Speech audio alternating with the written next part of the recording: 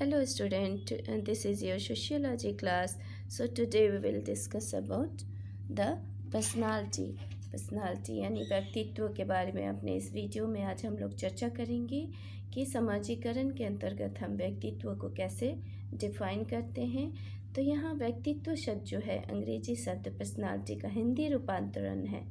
Personality का हिंदी रूपांतरण है जो लैटिन भाषा के पर्सोना से लिया गया है, और पर्सोना का अर्थ होता है नकाब, मास्क। यानी लैटिन भाषा के इस पर्सोना शब्द को हम बाहरी आवरण यानी मास्क से लेते हैं, जो हमारा एक्सटर्नल ब्यूटी को प्रेजेंट करता है।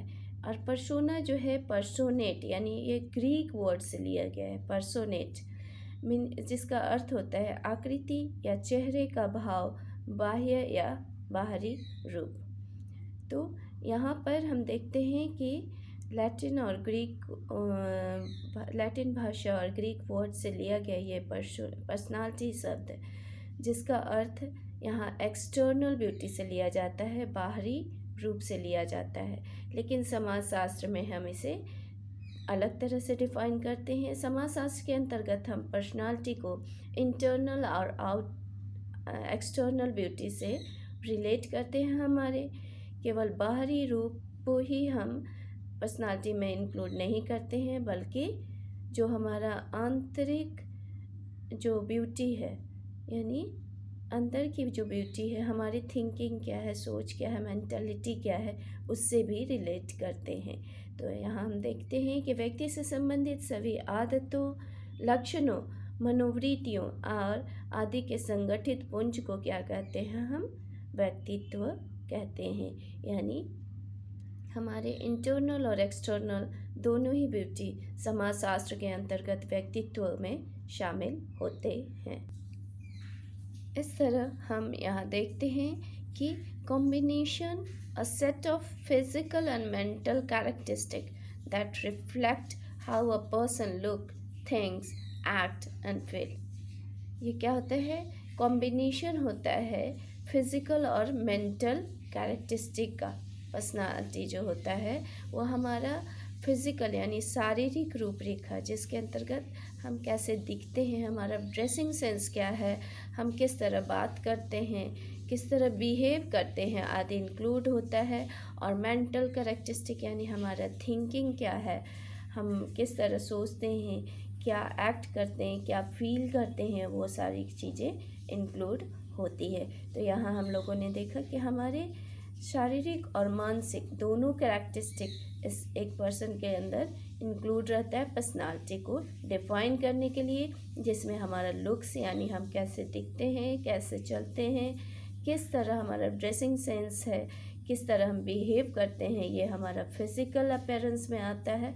और किस तरह हम सोचते हैं, किस तरह फील करते हैं, क्या हमारी थिंकिंग है, यह हमारा मेंटल कैरेक्टरिस्टिक के अंतर्गत आता है। और दोनों को इंक्लूड करके हम पर्सनालिटी को डिफाइन करते हैं।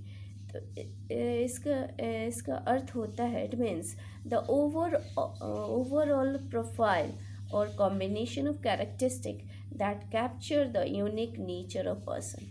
ये दोनों ही कैरेक्टरिस्टिक फिजिकल और मेंटल कैरेक्टरिस्टिक जो है वो व्यक्ति के पर्सनालिटी को डिफाइन करता है और वो दूसरे पर्सन से उसे अलग करता है। हम देखते हैं कि कभी भी दो व्यक्ति एकदम से एक समान नहीं होते हैं, उनमें कुछ अंतर ज़रूर होता है। ट्विंस बच्चे रहते हैं, उनमें भी कुछ ना कुछ अंतर आ जाता है उनकी पर्सनालिटी में, जिसकी वजह से हम उन्हें पहचान पाते हैं और उनका नेचर डिफाइन कर पाते हैं।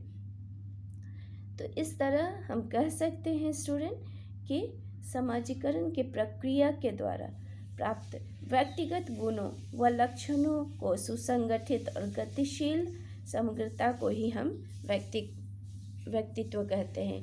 यानी फिजिकल और मेंटल कैरेक्टरिस्टिक को ऐड करके जो हमारा इंटरनल और आउटर ब्यूटी है उसे ही इंक्लूड करके हमारी पर्सनालिटी को हमें डिफाइन किया जाता है। यहाँ हम देखते हैं nature and feature of personality. कुछ जो विशेषताएं हैं पर्सनालिटी के क्या होनी चाहिए। First is internal and external. Personality के अंतर्गत आंतरिक और बाह्य जो ब्यूटी होती है दोनों को हम लोग इंक्लूड करते हैं। क्या हमारा इंटरनल ब्यूटी है, क्या हमारी सोच है, मेंटलिटी है, क्या हम फील करते हैं, सारे कुछ को इंक्लूड करते हैं। और एक्सटर्नल हमारा ड्रेसिंग सेंस क्या है, हम कैसे दिखते हैं, लंबे हैं, काले हैं, गोरे हैं, और किस तरह हम समाज में बिहेव करते हैं, इसे हम इंक्लूड करते हैं। दूसरा हमारा कैरेक्टरिस्टिक है स्टेबल इन नेचर। हमारा जो नेचर होता है हमारे पर्सनालिटी को डिफ़ाइन करता है, और हमारा नेचर जो होता है स्टेबल होता है। आप देखेंगे किसी व्यक्ति का नेचर जो होता है हमेशा चेंज नहीं हो सकता, उसे चेंज नहीं किया जा सकता है। उसका जो नेचर रहेगा, अगर वो बहुत ही स्ट्रिक्ट है तो हम कितना भी उसे नॉर्मल बनाए, वो अपने उस नेचर को नहीं छोड़ता है। कोई बहुत सॉफ्ट है तो उसे भी वो जल्दी चेंज नहीं कर सकता है। उसी तरह थर्ड नंबर देखेंगे, each individual has unique personality. देखें, हमने कहा कि हर इंडिविजुअल का एक यूनिक पर्सनालिटी होता है। जैसे अगर ट्विंस बच्चे भी होते हैं तो उनकी पर्सनालिटी में कुछ ना कुछ डिफरेंसेस होते हैं, जिसकी वजह से उन्हें पहचाना जाता है। और इस तरह हम देखते हैं कि लास्ट जो हमारा फीचर है personality is both inherited as well as it can be shaped by the environment.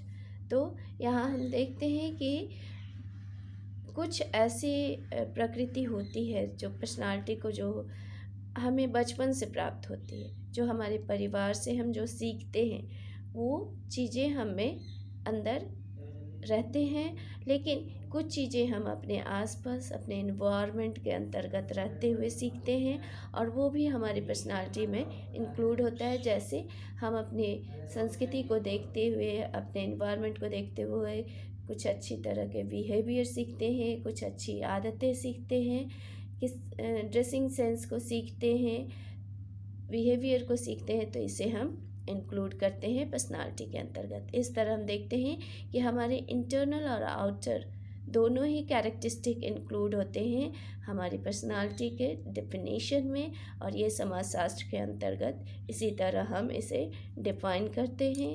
I think आप लोग समझ गए होंगे student. Thank you very much.